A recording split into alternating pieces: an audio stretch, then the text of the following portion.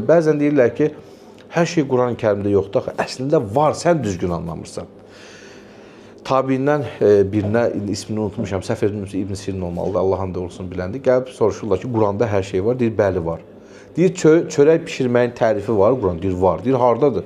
Deyir Allah Azza və Cəllə nə buyurur? Fəsəlu əhlə zikri in kuntum la ta'lamun. Bilmirsinizsə bilənlərdən soruşun. Get çörək bişirəndən soruş, öyrətsin Allah bu da sənə tərif. Gördün var Quranda əslində hər şey. Sən bunu başa düşmürsən. Quran səni nəyə yönləndirir? Allahın kitabı səni Rasuluna itaətə yönləndirir.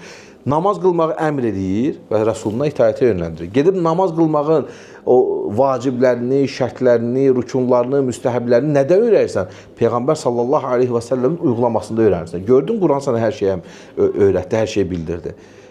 Yəni sən belə Quranı da düzgün anlamaq lazımdır. Ona görə Allah Azza və Cəllə buyurur ki, o deyir müsəlmanlar üçün bir hidayət rəhbəri, dosdoğru yol, rəhmət və müjdədir.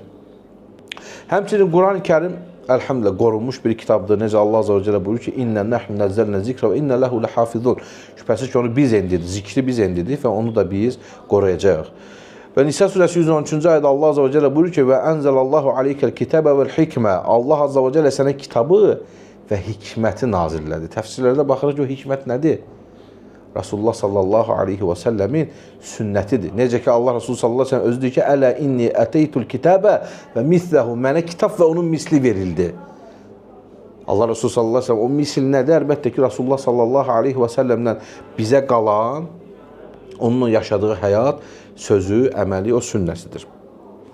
Həmçinin Allah Rasulü sallallahu aleyhi və səlləm buyurur ki, Aleykum bil cəmaə və iyyəkum vəl furqa. Sizə cəmaat olmağı tövsiyə edirəm, firqələşməkdən sizi çəkindirirəm.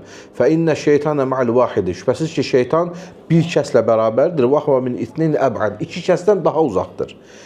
Mən ərada buhbuhətəl cənnətə fəliyəlcəmil cəmaə. Kim cənnətin ortasında bir yer istəyirsə, cəmaata iltisam eləsin. Və bizim adımız nədir? Əhl-i sünnə vəl cəmaə. Sadəcə sünnə əhli olmaq yox, sünnət üzərində cəmaatlaşmağı da əmr edir. Bu adın çıxmasının səbəbi budur, əhl-i sünnə vəl cəmaə.